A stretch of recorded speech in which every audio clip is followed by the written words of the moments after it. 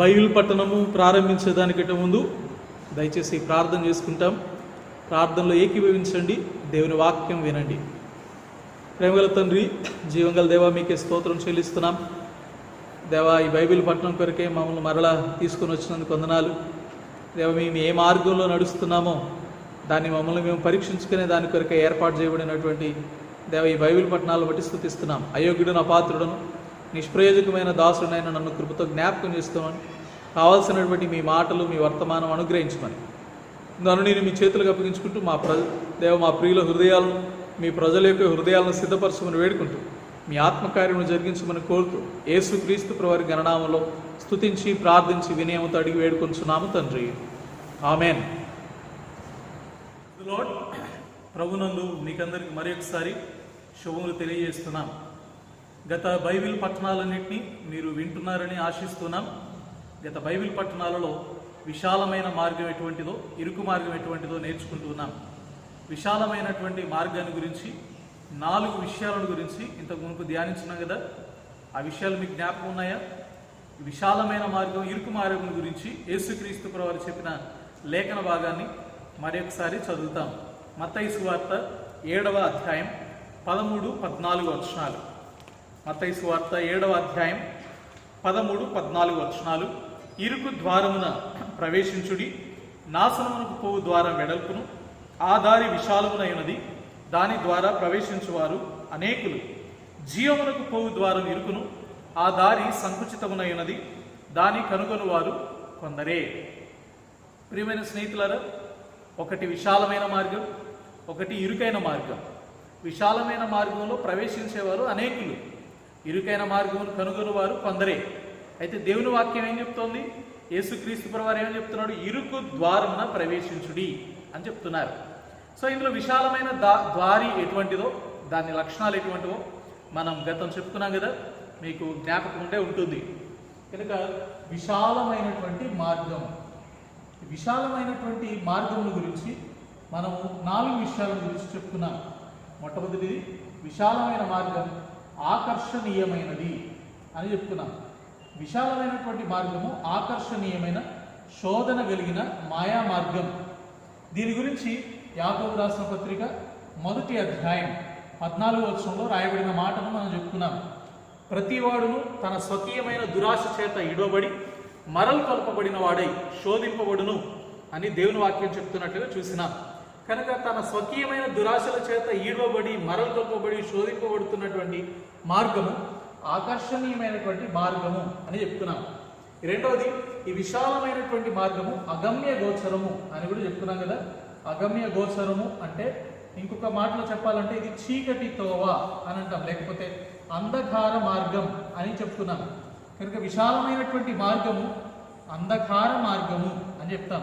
దీని గురించి సామెతల గ్రంథం 2వ అధ్యాయం 13వ వచనంలో రాయబడింది, వారి త్రోవలు చీకటి త్రోవలు. కనుక ఈ చీకటి త్రోవలలో నడుచుకున్న వారు అగమ్య గోచరము కలిగినటువంటి మార్గాల్లో నడుస్తున్నారని, ఇశ్రాయేల్లో అటువంటి మార్గంలో తిరిగినారని చెప్తున్నాం. మూడవదిగా, ఈ విశాలమైనటువంటి మార్గము వంకర త్రోవలు కలిగినది అని చెప్తున్నాం. వంకర త్రోవలు కలిగినటువంటి మార్గం, దీనికే అనేకమైనటువంటి త్రోవలు కలిగినటువంటి మార్గం అనుకున్నాం. సామెతల గ్రంథం 2వ అధ్యాయం 15వ వచనంలో వీరి త్రోవలు వంకరవి, వారు కుటిలవర్తనులు అనేటువంటి విషయాల గురించి మనం గత దినాల్లో ధ్యానించినాం. 4వదిగా, ఈ విశాలమైనటువంటి మార్గము మానవుని ఇష్టానుసారమైనది అని కూడా చెప్తున్నాం. కనుక మానవుడు తన ఇష్టానుసారముగా జీవించడానికి ఇది పూరికొల్పోయేటువంటిది. దీని గురించి మనం యెషయా గ్రంథం 53వ అధ్యాయం 6వ వచనంలో చెప్తున్నాం. ప్రతి మనుషుడు తనకిష్టమైన త్రోవకు తొలిగేను. గత బైబిల్ పట్టణాలలో విశాలమైన మార్గం ఎటువంటిదో మనం తెలుసుకున్నటువంటి విషయాలు ఈ 4 విషయాలు. విశాలమైనటువంటి మార్గం ఆకర్షణీయమైనది, అగమ్య గోచరమైన అంధకారమయమైన మార్గం, వంకర త్రోవలు కలిగిన అనేక మార్గం, మానవుని ఇష్టానుసారమైనటువంటి మార్గం అనేటువంటి 4 విషయాల గురించి చెప్తున్నాం. ఇది నన్ను బైబిల్ పఠనం కొరకై 5వ విషయాన్ని గురించి ధ్యానిస్తాం. విశాలమైనటువంటి మార్గములో భిన్నాభిప్రాయములు కలవు. వివిధ అభిప్రాయములు కలిగినటువంటి వాళ్ళుగా మానవులు జీవిస్తారు అనేటువంటిది చూస్తాం. భిన్నాభిప్రాయములు కలిగినటువంటి వారు. దీనికే ఇంకొక మాటలో చెప్పాలంటే భిన్న బోధలు. కనుక రకరకాల బోధలన్నీ ఈ విశాలమైనటువంటి మార్గంలో ఉంటాయి. ఒకే బోధను బోధించేటువంటి వారి మార్గంలో కనిపించరు. కనుక ఈ భూమి మీద బోధించబడేటువంటి బోధలు అనేక రకాలు, అనేకమైన బోధలు ఉన్నాయి. అయితే ఇరుకు మార్గంలో ప్రవేశించే వారికి ప్రకటించబడే బోధ ఒకటే. కనుక అనేకమైనటువంటి బోధలు, అనేకమైనటువంటి మార్గాలు ఉన్నాయి. దీని కొరకై పరిశుద్ధ గ్రంథంలో నుంచి ఒక లేఖన భాగాన్ని మనం చదువుతాం. పరిశుద్ధ గ్రంథంలో నుంచి రోమీయులకు రాసిన పత్రిక చివరి అధ్యాయం 16వ అధ్యాయం 17వ వచనం చదువుతాం. రోమీయులకు రాసిన పత్రిక 16వ అధ్యాయం 17వ వచనం. ఈ వచనంలో ఈ రీతికి రాయబడింది: సహోదరులారా, మీరు నేర్చుకున్న బోధకు వ్యతిరేకముగా భేదములను ఆటంకములను కలుగజేయు వారిని కనిపెట్టియుండుడని మిమ్మును బతిమాలు కొనుచున్నాను. వాటిలో నుండి తొలగిపోవుడి. కనుక మీరు నేర్చుకున్న బోధకు వ్యతిరేకంగా ఉండేటువంటి బోధలు అనేకం ఉన్నాయి. ఇవి భేదాలను కలిగించేటువంటి బోధలు, ఇవి ఆటంకాలు కలిగించేటువంటి బోధలు. వీటికి దూరముగా ఉండుడి, వీటిలో నుండి తొలగిపోవుడి అని దేవుని వాక్యం చెప్తోంది. కనుక ఈ లోకంలో రకరకాల బోధలు మనకు కనిపిస్తున్నాయి. భిన్నమైనటువంటి బోధలు మనకు కనిపిస్తున్నాయి. సువార్తలు కూడా భిన్నమైన సువార్తలు కలిగి ఉన్నాయి. కనుక ఇందులో తొలగిపోయేటువంటి వారు అనేక మంది ఉన్నారు. ఈ విషయంలో జాగ్రత్త పడాలని అపోస్తలుడైన పౌలు హెచ్చరిస్తున్నట్లుగా చూస్తున్నాం. మరి ఒక వాక్య భాగాన్ని చదువుతాం. గలతీయులకు రాసిన పత్రిక 1వ అధ్యాయం, గలతీయులకు రాసిన పత్రిక 1వ అధ్యాయం 6-7 వచనాలలో కొన్ని విషయాలు రాయబడ్డాయి, చూస్తాం. గలతీయులకు రాసిన పత్రిక 1వ అధ్యాయం 6-7 వచనాలు: క్రీస్తు కృపను బట్టి మిమ్మల్ని పిలిచిన వారిని విడిచి భిన్నమైన సువార్త తట్టుకు మీరింత త్వరగా తిరిగిపోవుట చూడగా నాకు ఆశ్చర్యం అగుచున్నది. అది మరి ఒక సువార్త కాదు గాని క్రీస్తు సువార్తను చెరపగోరి మిమ్మును కలవరపరచువారు కొందరున్నారు. కనుక భిన్నమైనటువంటి బోధలు లోకంలో ఉన్నాయి. లోకంలోనే కాదు, సంఘంలో కూడా ఉన్నాయి. దేవుని పిల్లల మధ్యలో కూడా ఉన్నాయి, మన మధ్యలో కూడా ఉన్నాయి. కనుక మిమ్మును చెరపగోరు వారు కొందరున్నారు. అదేదో వేరే సువార్త కాదు, భిన్నమైన సువార్త. ఈ సువార్తనే భిన్నంగా చెప్పేటువంటి వాళ్ళు ఉన్నారు. కనుక ఈ దినాన బైబిల్ పట్టణంలో ఈ భిన్నమైనటువంటి అభిప్రాయాలు, భిన్నమైన బోధలు, భిన్నమైన సువార్తల గురించి ప్రకటించేవారు ఎటువంటి వారుగా ఉన్నారో కొన్ని విషయాల గురించి మనం చూస్తాం. ఈ భిన్నమైనటువంటి బోధలు, భిన్నమైన సువార్తలు దేని మీద ఆధారపడి ఉన్నాయంటే వ్యక్తి యొక్క స్వంత ప్రయోజనాల మీద ఆధారపడి ఉన్నాయి. కనుక తన స్వంత అభిప్రాయాల మీద ఆధారపడి ఉన్నాయి. దాన్ని దేవుని వాక్యం ప్రకటించదు. దేవుని వాక్యంలో లేనటువంటి దానికి కొంత కలిపి, లేకపోతే దేవుని వాక్యంలో ఉన్నదాన్ని కొంత తొలగించి తమ ఇష్టానుసారంగా ఏర్పరచుకునేటువంటి బోధలు, భిన్నమైన బోధలు నేటి దినాల్లో అత్యధికంగా ప్రపంచంలో వ్యాప్తి చెందుతున్నటువంటి బోధలు ఇట్లాంటివే. ఈ బోధల చుట్టూ, ఈ బోధల వైపు అనేక మంది తిరిగి తొలగిపోతున్న కారణం చేత ఈ విశాలమైనటువంటి మార్గంలో అటువంటి వారు ఉన్నారు అని దేవుని వాక్యం చెప్తోంది. అది నాశనమునకు పోయే మార్గమే. ప్రియమైన స్నేహితులారా, ఒకవేళ ఇట్లా భిన్నమైన బోధల తట్టు తిరుగుతున్న వారుగా ఉంటే మీరు వినే బోధ, మీరు నేర్చుకునే బోధ, మీరు అవలంబిస్తున్న బోధ అది దేవుని వాక్యానుసారమైందో కాదో మనం గమనించవలసినటువంటి వారంగా ఉన్నాం. అందునిమిత్తమే సామెతల గ్రంథం 14వ అధ్యాయం 12వ వచనంలో భక్తుడు అన్నాడు: ఒకడి ఎదుట సరి అయినదిగా కనబడు మార్గము కలదు. సామెతలు 12వ అధ్యాయం 14వ వచనం చదువుతాం. సామెతల గ్రంథం 12వ అధ్యాయం 14వ వచనం, 14వ అధ్యాయం 12వ వచనం: ఒకని ఎదుట సరి అయినదిగా కనబడు మార్గము కలదు, తుదకు అది మరణమునకు త్రోవ తీయును. ఒకని ఎదుట సరైనటువంటి మార్గం, వాని దృష్టికి అది సరైంది అనిపిస్తే చాలు, ఇక దాన్ని వెంబడే వెళ్తున్నట్టుగా చూస్తున్నాం. ఇటువంటి భిన్నమైనటువంటి బోధన గురించి దేవుని వాక్యంలో రాయబడిన కొన్ని సంగతుల గురించి చూస్తాం. పరిశుద్ధ గ్రంథంలో భిన్నమైన బోధనల గురించి రాయబడిన కొన్ని విషయాలు చూస్తాం. ఈ లోకంలో విశాలమైనటువంటి మార్గంలో ఉన్నటువంటి బోధనలో మొట్టమొదటిది దేవుడు లేడు అనేటువంటి బోధ. కనుక ఎక్కువ అభిప్రాయం లోకంలో మనకు కనిపించే అభిప్రాయాల్లో ఇదొకటి. దేవుడు లేడు, దయ్యం లేదు. దేవుడే లేడు అనేటువంటి వారు అనేక మంది మనకు కనిపిస్తారు. ఇట్లాంటి వారిని బుద్ధిహీనులు అని దేవుని వాక్యం చెప్తున్నట్టుగా మనం చూస్తున్నాం. 14వ కీర్తన 1వ వచనం. కీర్తన 14:1. దేవుడు లేడని బుద్ధిహీనులు తమ హృదయంలో అనుకొందురు, వారు చెడిపోయిన వారు అసహ్య కార్యములు చేయుదురు, మేలు చేయువాడొకడును లేడు. కనుక దేవుడు లేడు అని చెప్పుకునేటువంటి గుంపు ఒకటి ఉంది. కనుక లోకంలో బాగా వ్యాపించిపోయినారు. కనుక దేవుడు లేడు అనేటువంటి వ్యక్తులు అనేక మంది ఉన్నారు. వారు శాస్త్రాన్ని నమ్ముతారు, శాస్త్రవేత్తలను నమ్ముతారు, సైన్స్ని నమ్ముతారు, కానీ దేవుని మాత్రం నమ్మరు. కనుక దేవుని విశ్వసించరు. దేవుని విశ్వసించని గుంపు ఈ లోకంలో ఉన్నారు. ఒకవేళ ఈ లోకంలో అటువంటి వాడుగా నీవు ఉన్నావేమో. లోకమందు దేవుడు లేనివారుగా ఉన్నారు అంటే దాని అర్థం క్రీస్తుకు దూరస్తులుగా ఉన్నారని అర్థం. ఒకవేళ ఈ వాక్యం వింటున్న నీవు, నేను క్రైస్తవుడినే, దేవుడు అంటే నాకు నమ్మకం ఉంది అని అంటున్నాం, కానీ మన జీవితంలో దేవుడు లేని వారి వలనే మనం జీవిస్తూ ఉన్నామేమో. కనుక ఈ సందర్భంలో మనం పరీక్షించుకోవాల్సిన వారంగా ఉన్నాం.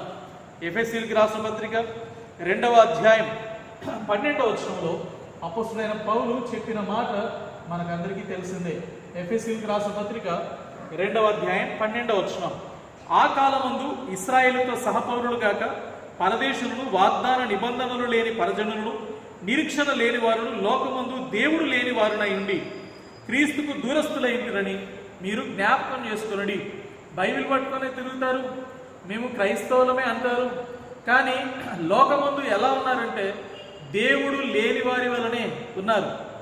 కనుక దీనికి వారు చెప్పేటువంటి ఉదాహరణ ఎక్కడి నుంచి చెప్తారంటే బైబిల్ నుంచి చెప్తారు కదా. మేము దేవుని పిల్లలేమే అంటారు, కానీ వారి జీవితంలో దేవుడు ఉండడు. దేవుడు లేడని చెప్పేవారు కొందరు, దేవుడు ఉన్నాడని చెప్తూ కూడా దేవుడు లేనట్లుగా జీవించేటువంటి వారు మరికొందరు. కనుక పైకి భక్తి గలవారి వలె ఉండి దాని శక్తిని ఆశ్రయించని వారున ఎందురు అని తిమోతికి రాసిన పత్రికలో అపోస్తలుడైన పౌలు హెచ్చరించినట్లుగా మనం చూడగలం. ప్రియమైన స్నేహితులారా, దేవుడు ఉన్నాడు అంటారు కానీ దేవుడు లేనట్లుగానే జీవిస్తారు. ఒకవేళ నీ జీవితం కూడా అలా ఉందేమో, ఒకసారి పరీక్షించుకోవలసినటువంటి వారంగా ఉన్నాం. ఈ లోక సంబంధమైన అలవాట్లు, ఈ లోక సంబంధమైనటువంటి జీవితం, ఇష్టానుసారమైన జీవితం జీవిస్తూ దేవుని కలిగి ఉన్నాను అని నీవు అనుకుంటే అది పొరపాటే సుమ. అది దేవుని ఎరిగి ఉన్నాం అనేటువంటి దానికి గుర్తు కాదు. ఎవడైనా దేవుడిని తాను ఎరిగి ఉన్నానని చెప్పుకొనుచు ఇంకా పాపములోనే, చీకటిలోనే నీవు జీవిస్తూ ఉంటే, నీవు సహోదరుని ద్వేషిస్తూ ఉంటే నీవు దేవుని ఎరిగినట్లు కాదు. అది అబద్ధం అవుతుంది, అది అసత్యం అవుతుంది. యోహాను రాసినటువంటి మొదటి పత్రిక 2వ అధ్యాయం 3వ వచనం చెప్తోంది, మనం ఆయన ఆజ్ఞలను గైకొనని ఎడల దీని వలననే ఆయనను ఎరిగి ఉన్నామని తెలుసుకుందాము. ఆయనను ఎరిగి ఉన్నామని చెప్పుకొనొచ్చు ఆయన ఆజ్ఞలను గైకొనని వాడు అబద్ధికుడు, వానిలో సత్యము లేదు. యోహాను రాసిన మొదటి పత్రిక 2వ అధ్యాయం 3-4 వచనాలలో ఈ విషయాన్ని మనం గమనిస్తున్నాం.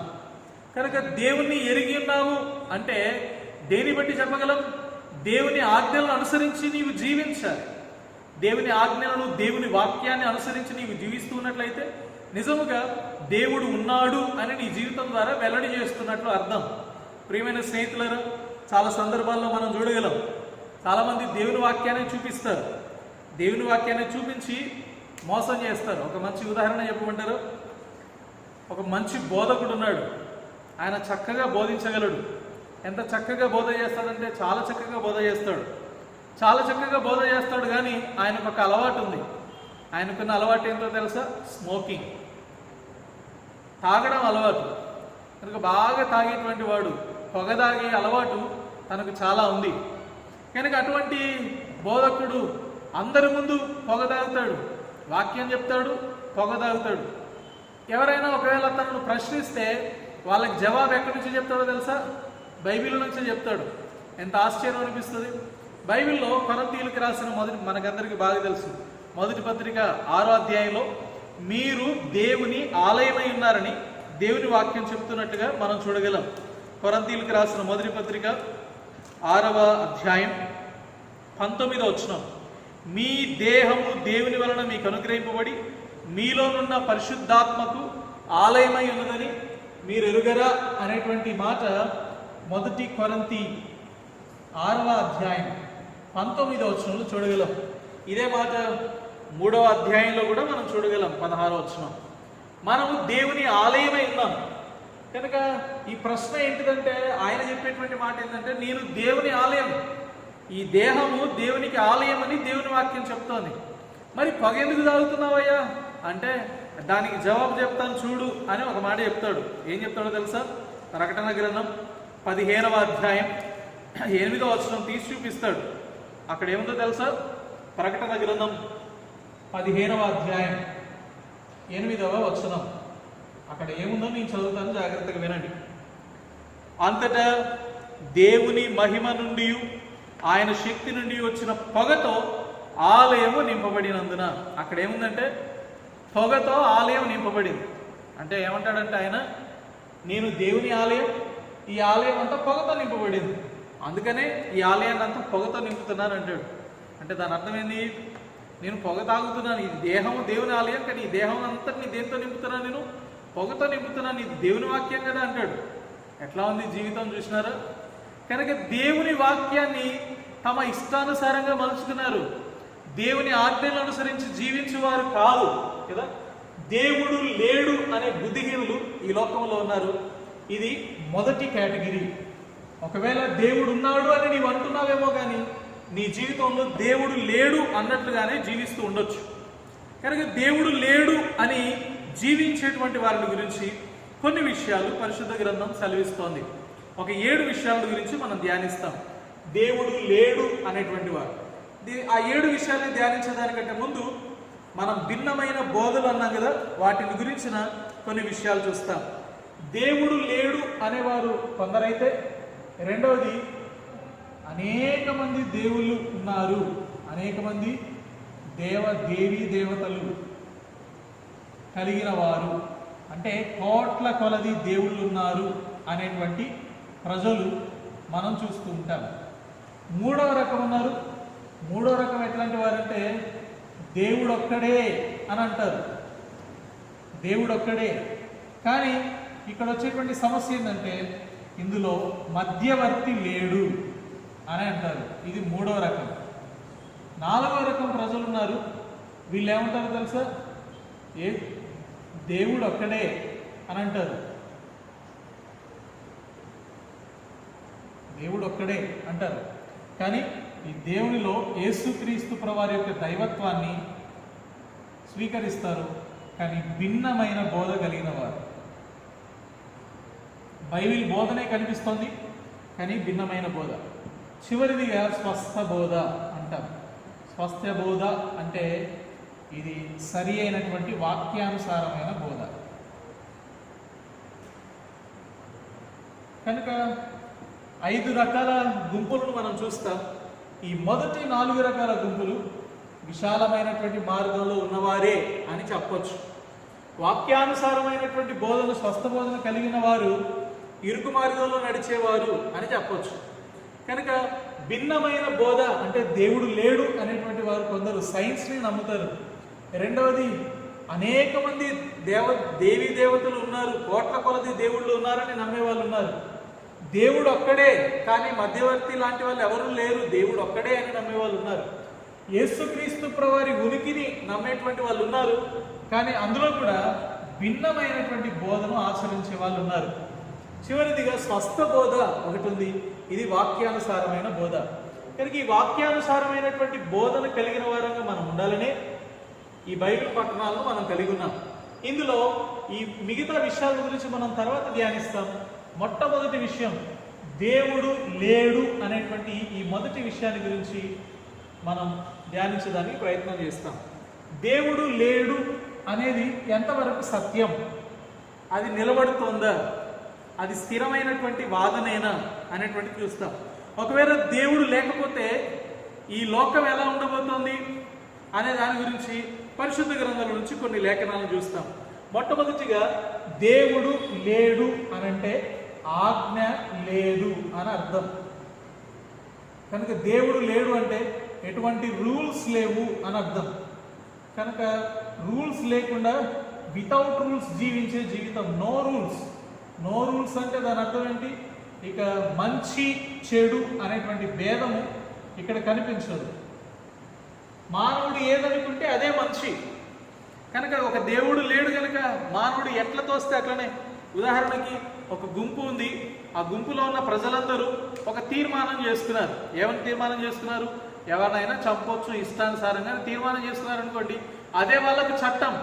కనుక ప్రజలందరూ కలిసి గుమిగూడి ఏదైనా ఒక నిర్ణయం చేసుకుంటే అదే వాళ్ళకి చట్టం. ఇక వాళ్ళకి దేవునితో పని లేదు, దేవుని చట్టంతో పని లేదు, దేవుని ఆజ్ఞలతో పని లేదు, దేవుని యొక్క ఉద్దేశాలతో పని లేదు. దేవుడు లేడనేటువంటి వారికి నో రూల్స్. ఆ రూల్స్ అన్ని వాళ్ళు ఏది చెప్తే అదే రూల్ అన్నట్లుగా జీవిస్తారు. కానీ దేవుని వాక్యం అట్లా చెప్పట్లేదు సుమా. ఆ మాట చూస్తాం. ప్రసంగి గ్రంథం 12వ అధ్యాయం 14వ వచనం. గూఢమైన ప్రతి అంశమును గూర్చి దేవుడు విమర్శ చేయనప్పుడు ఆయన ప్రతి క్రియకు, అది మంచి క్రియనే కానీ చెడు క్రియనే కానీ, ప్రతి క్రియను ఆయన తీర్పులోనికి తెచ్చును అనేటువంటి మాట మనం ప్రసంగి గ్రంథంలో చూడొచ్చు. ప్రసంగి గ్రంథము 12వ అధ్యాయం 14వ వచనం, చివరి వచనం. ప్రసంగి 12వ అధ్యాయం 14వ వచనం. ఇక్కడ దేవుడు చెప్తున్న మాట ఏంటో తెలుసా?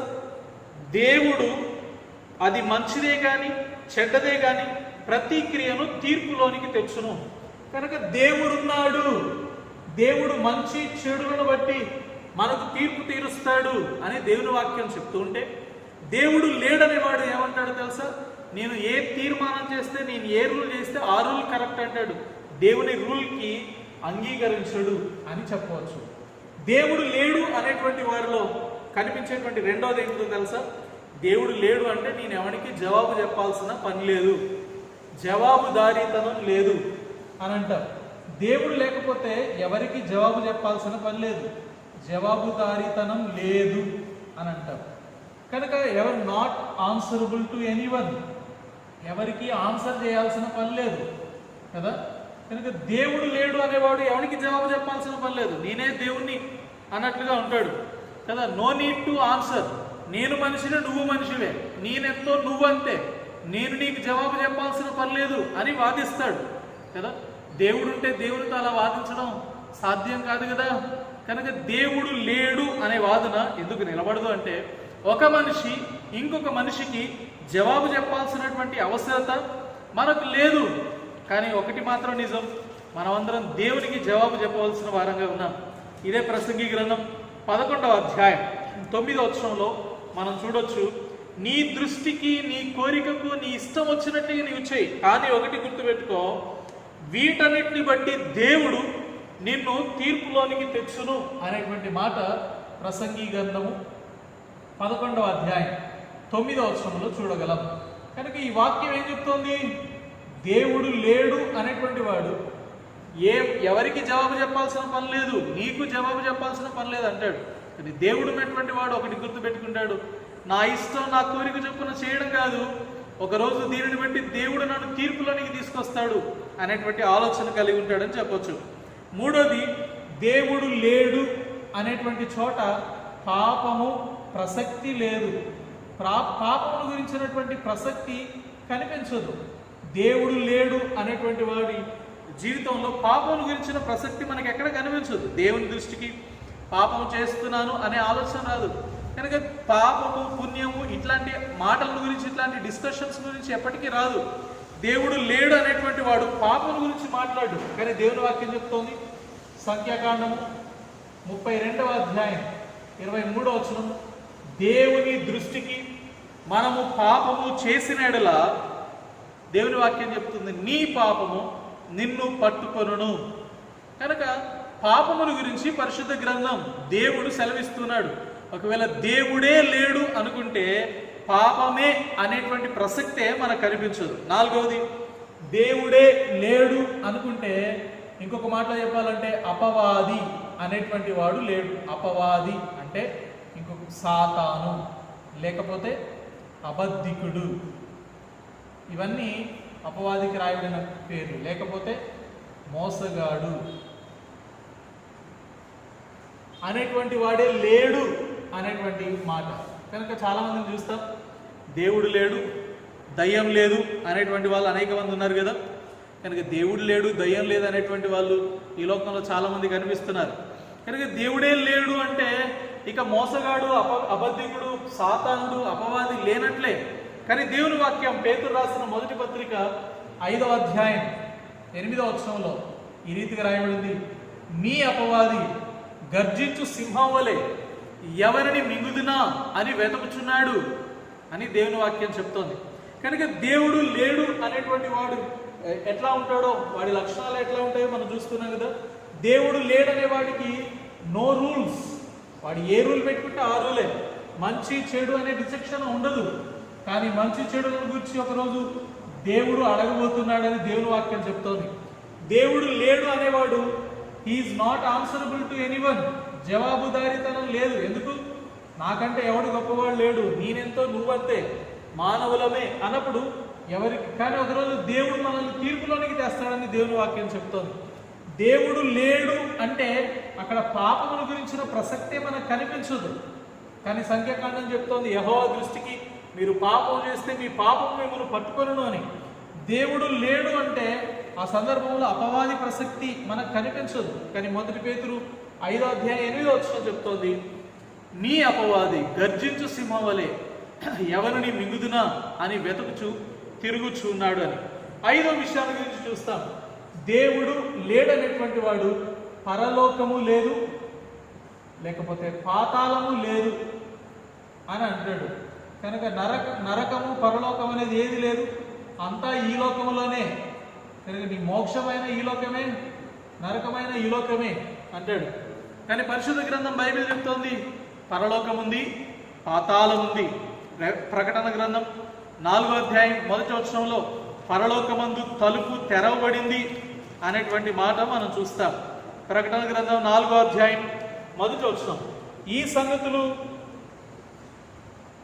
ఈ సంగతులు జరిగిన తర్వాత నేను చూడగా అదిగో పరలోకమందు ఒక తలుపు తెరవబడి ఉండెను.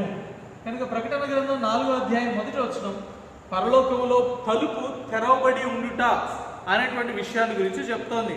అదే రీతిగా యెషయా గ్రంథం 5వ అధ్యాయం 14వ వచనం ఈ రీతిగా చెప్తోంది, పాతాళము తన నోరు తెరచుకొని గొప్ప ఆశ పెట్టుకొని అపరిమితముగా తన నోరు తెరుచుకొనను అనేటువంటి మాట యెషయా గ్రంథం 5వ అధ్యాయం 14వ వచనంలో మనం చూడొచ్చు. అందుచేతనే పాతాళము గొప్ప ఆశ పెట్టుకొని అపరిమితముగా తన నోరు తెరచుచున్నది.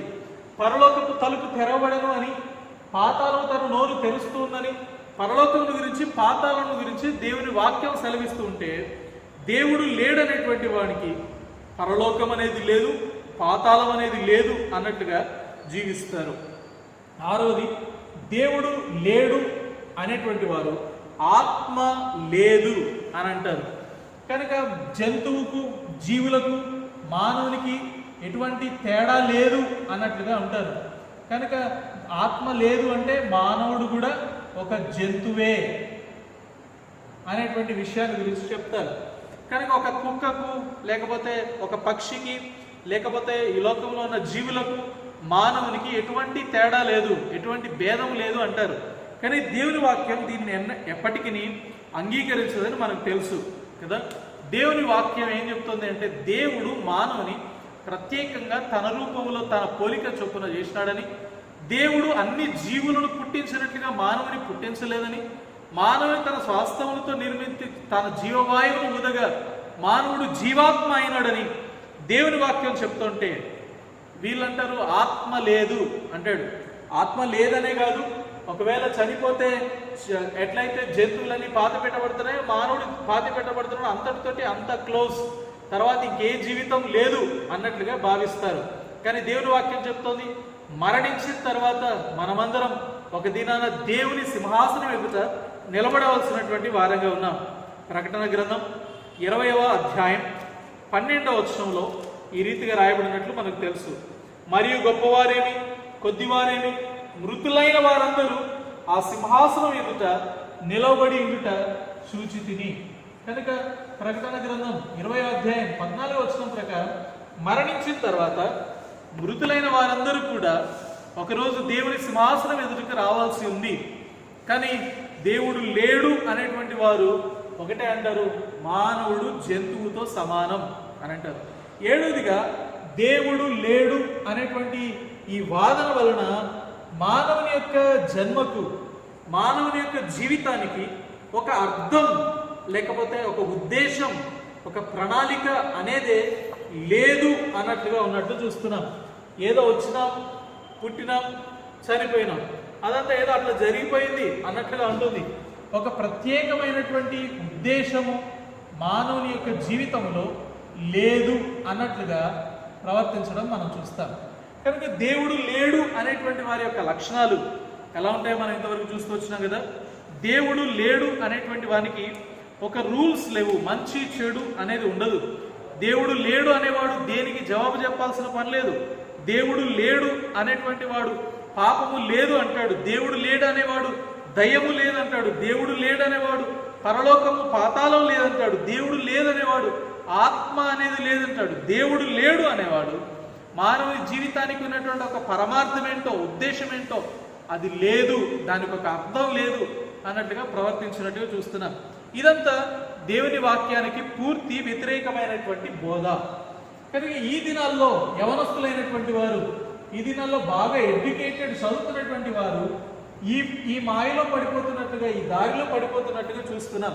ప్రియమైనటువంటి స్నేహితుడా, దేవుడు లేడు అనేటువంటి జీవితంలో నీవు జీవిస్తున్నట్లయితే నీ జీవితం తర్వాత నిత్యమైన నరకం ఉంది, మరి వేదనకరమైన స్థలం ఉంది. నీ జీవితంతో ముగించబడలేదు, నీ జీవితానికి ఒక పరమార్థం ఉంది. దేవుడు నిన్ను ప్రత్యేకమైనటువంటి జీవిగా జీవించినాడు. కనుక అపవాది నిన్ను త్రోవ తప్పించేదానికి చేసే ప్రణాళికలో ఇది ఒక ప్రణాళిక. దీన్ని గ్రహించవలసినటువంటి వారంగా మనం ఉండవలసిన వారంగా ఉన్నాం. కనుక విశాలమైనటువంటి మార్గంలో భిన్నాభిప్రాయములు అనేకం ఉన్నాయి. ఆ భిన్నాభిప్రాయంలో ఒకటి దేవుడు లేడు అనే అభిప్రాయం. రెండవది దేవుడు ఉన్నాడు కానీ రకరకాల అవతారాల్లో రకరకాల పద్ధతుల్లో ఉన్నాడు, కోట్ల కొలదిగా ఉన్నాడు అని చెప్పేటువంటి వారిని మనం చూస్తున్నాం. కనుక వాళ్ళు అంటారు కోట్ల కొలది, ఎన్ని కోట్లు అంటే 33 కోట్లు, ఇక ఎన్ని కోట్లో మనం చెప్పలేం. ఇన్ని కోట్ల దేవతలు దేవుళ్ళు ఉన్నారు అని అంటారు. ఎవరిని పూజించినా పర్లేదు అనేటువంటి వాళ్ళుగా ఉన్నారు. ఎంతమందిని పూజించినా మంచిదే, ముక్తి వస్తుంది అనేటువంటి వాళ్ళుగా ఉన్నారు. కనుక కోట్ల కొలది దేవతలు ఉన్నారు అనేటువంటి నమ్మేవారిలో కనిపించేటువంటి సిద్ధాంతం ఏంటంటే పునర్జన్మ సిద్ధాంతం. పునర్జన్మ అంటే తెలుసు కదా, పునర్జన్మ అంటే చనిపోయినటువంటి వారు మరలా తిరిగి జన్మించడం. అట్లా 7 జన్మలు జన్మిస్తారని, రకరకాల రూపాలలో జన్మిస్తారని చెప్పేటువంటి సిద్ధాంతం ఒకటి ఉంది. ఇందులో అనేక మంది దేవి దేవతలు ఉన్నారు అనేటువంటి నమ్మేవాళ్ళు ఉన్నారు. వీరి యొక్క ముఖ్యమైనటువంటి సిద్ధాంతం ఏంటిదంటే పునర్జన్మ. కానీ దేవుని వాక్యం అట్లా చెప్పట్లేదు సుమా. దేవుని వాక్యం ఏప్రిల్కి రాసిన పత్రిక 9వ అధ్యాయంలో మనుషులు ఒక్కసారే మృతి పొందవలను అని దేవుని వాక్యంలో రాయబడినట్లుగా చూస్తున్నాం. ఏప్రిల్కి రాసిన పత్రిక 9వ అధ్యాయం 27వ వచనం. ఏప్రిల్కి రాసిన పత్రిక 9వ అధ్యాయం 27వ వచనంలో ఈ రీతికి రాయబడింది, మనుష్యులు ఒక్కసారి మృతి పొందవలనని నియమింపబడెను, ఆ తర్వాత తీర్పు జరుగును. పునర్జన్మ అనేది లేదు. మానవులు ఒక్కసారే మృతి పొందవలను అని దేవుని వాక్యం చెప్తోంది. ప్రియమైన స్నేహితులారా, వేరొక జన్మ లేదు కదా, వేరొక జన్మ లేదు. నీకున్నటువంటి ఈ జీవితంలోనే యేసుక్రీస్తు ప్రభువారిని స్వంత రక్షకునిగా అంగీకరించాలని దేవుని వాక్యం సెలవిస్తోంది. ఇది రెండవ రకమైన బోధ. దీని గురించి అధికంగా చెప్పవలసిన పని లేదు, ఎందుకంటే మనం జీవిస్తున్నటువంటి ఈ లోకంలో, ఈ ప్రాంతంలో మనకు కనిపిస్తున్నటువంటి సిద్ధాంతమే ఈ రెండవది. మూడవ రకమైనటువంటి సిద్ధాంతం మనకి తెలిసిందే, దేవుడు ఉన్నాడు కానీ మధ్యవర్తి లేడు అనేటువంటి వారు మనకు మూడవ రకమైనటువంటి సిద్ధాంతంగా కనిపిస్తారు. మధ్యవర్తి అనేవాడు ఎవడు లేడు, డైరెక్ట్గా దేవుడే అనేటువంటి. కానీ దేవుని వాక్యం దీన్ని ఒప్పుకోదు కదా. దేవుడు ఒక్కడే అంటారు కానీ మధ్యవర్తి లేడంటారు. దేవుని వాక్యం తిమోతికి రాసిన మొదటి పత్రిక 2వ అధ్యాయం 5వ వచనం చెప్తోంది, దేవుడు ఒక్కడే, దేవునికిని నరులకును మధ్యవర్తియు ఒక్కడే, ఆయనే క్రీస్తు యేసును నరుడు అనేటువంటి మాట 1 తిమోతి 2వ అధ్యాయం 5వ వచనంలో మనం చూడొచ్చు. కనుక దేవుడు లేడనే వారు ఉన్నారు, అనేక మంది దేవుళ్ళు ఉన్నవారు అనేవాళ్ళు ఉన్నారు, దేవుడు ఒక్కడే అనేవాళ్ళు ఉన్నారు. కానీ ఇవన్నీ కూడా దేవుని వాక్యానికి విరుద్ధమైనటువంటి మాటలుగా మనం చూస్తున్నాం. 4వ గుంపు ఒకటి ఉంది. దేవుడున్నాడు, యేసుక్రీస్తు ప్రభువారు ఉన్నారు, బైబిల్ ఉంది, దేవుని వాక్యం ఉంది అంటారు.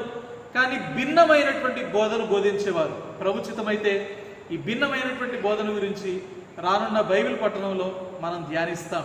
కనుక ప్రియ స్నేహితుడా, ఇంకా దేవుడు లేని జీవితమే నీవు జీవిస్తూ ఉన్నట్లయితే, ఒకవేళ ఇంకా అందరూ దేవుళ్ళే అన్నట్లుగా నీవు జీవిస్తూ ఉన్నట్లయితే, లేకపోతే దేవుడు ఒక్కడే కానీ నేరుగా దేవుణ్ణి కలుసుకోవచ్చు, మధ్యలో ఏ మధ్యవర్తి లేడు, యేసుక్రీస్తు ప్రభువారి అవసరమే లేదు అన్నట్టుగా నీవు జీవిస్తున్నట్లయితే ఆ వాదన తప్పు అని దేవుని వాక్యం చెప్తోంది.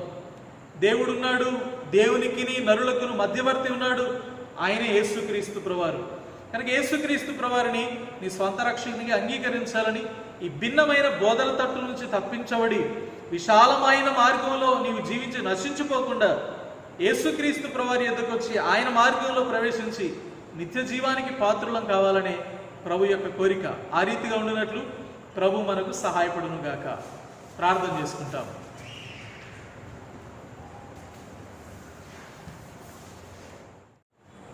ప్రియమైన స్నేహితులారా, దేవుని వాక్యం విన్నారు కదా. దేవుని వాక్యంలో రాయబడినట్లుగా దేవుడు లేడు అనేటువంటి వారు బుద్ధిహీనులు. కనుక దేవుడు లేడు అనేటువంటి వారు ఏ రీతిగా ప్రవర్తిస్తారో వాళ్ళ లక్షణాలు ఎట్లా ఉంటాయో చూస్తూ వచ్చినాం. చాలామంది అందరూ దేవుళ్ళే అనేటువంటి వాళ్ళు కూడా ఉన్నారు. అది కూడా దేవుని వాక్యానుసారమైంది కాదు. దేవుడు ఒక్కడే అనేవాళ్ళు ఉన్నారు, కానీ యేసుక్రీస్తు ప్రభువారిని దేవునిగా స్వీకరించిన వాళ్ళు కూడా ఉన్నారు. అది కూడా దేవుని వాక్యానుసారం కాదు. కనుక దేవుని వాక్యానుసారమైనటువంటి బోధ, స్వస్థ బోధ కలిగినటువంటి వారంగా మనం ఉండాలని ఇంతవరకు నేర్చుకున్నాం కదా. కనుక యేసుక్రీస్తు ప్రభువారు లేనిదే నీవు ఈ ఇరుకు మార్గంలో ప్రవేశించలేవు. యేసుక్రీస్తు ప్రభువారు లేనిదే నిత్య జీవానికి నీవు పొందలేవు. కనుక యేసుక్రీస్తు ప్రభువారు లేని జీవితం విశాలమైన మార్గంలో, నాశనానికి పోయే మార్గంలో ఉన్న జీవితం. కనుక నీ జీవితాన్ని మార్చుకొని ఈ ఇరుకు మార్గంలో ప్రవేశించి యేసుక్రీస్తు ప్రభువారిని స్వంత రక్షకునిగా అంగీకరించవలనని ప్రేమతో మనవి చేస్తున్నాం. ఈ ప్రార్థనలో మీరు కూడా దయచేసి ఏకీభవించండి. ప్రేమల తండ్రి, జీవంగల దేవా, మీకే స్తోత్రం చెల్లిస్తున్నాం. ఈ విశాలమైనటువంటి మార్గంలో ఎన్నో భిన్నాభిప్రాయాలు ఉంటాయని మీరు జ్ఞాపకం చేస్తూ వచ్చిన మాటలు బట్టి వందనాలు. అందులో మొదటి భాగంగా దేవ కొన్ని విషయాలను మేము ధ్యానం చేసినాం. విశాలమైనటువంటి మార్గంలో ఉండేటువంటి ప్రజలు ఏ ఏ గుంపులుగా ఉంటారో దేవ, అందులో ఒక 3 విషయాల గురించి ధ్యానించినాం. దేవా, మీరు జ్ఞాపకం చేస్తూ వచ్చినారు, ఈ లోకంలో దేవుడు లేడనే వారు అనేక మంది ఉన్నారు. దేవ, దేవుడు ఉన్నాడు కానీ అందరూ దేవుళ్ళే అనేటువంటి వాళ్ళు ఉన్నారు. దేవ, కొంతమంది దేవుడు ఒక్కడే అంటారు కానీ యేసుక్రీస్తు ప్రభువారి దైవత్వాన్ని, మీ ప్రియకుమారుని శిలవ కార్యాన్ని అంగీకరించరు. దేవ, ఈ మాటలు వింటున్నటువంటి వారు కూడా దైవ వాక్య అనుభవం, దైవ వాక్య జ్ఞానం కలిగి ఉండాలని దేవా మీ పాసనలో సాగిలపడుతున్నాం. దేవ, రానున్న పాఠంలో కూడా దేవ భిన్నమైనటువంటి బోధ, భిన్నమైన స్వార్థలు ఎటువంటివో దాని గురించినటువంటి కొంత అవగాహన కలిగి ఉండినట్లుగా మీరే కృప చూపించి సహాయపడుతున్నామని వేడుకుంటూ, విత్తబడిన మాటలు నీరు ఫలింపచేయమని దేవ, నిత్య జీవ మార్గంలో మమ్మల్ని నడిపించమని ప్రార్థిస్తూ యేసుక్రీస్తు ప్రభువారి ఘనమైన నామంలో స్తుతించి ప్రార్థించి వినయముతో అడిగి వేడుకొంచున్నాము తండ్రి. ఆమేన్. Praise the lord.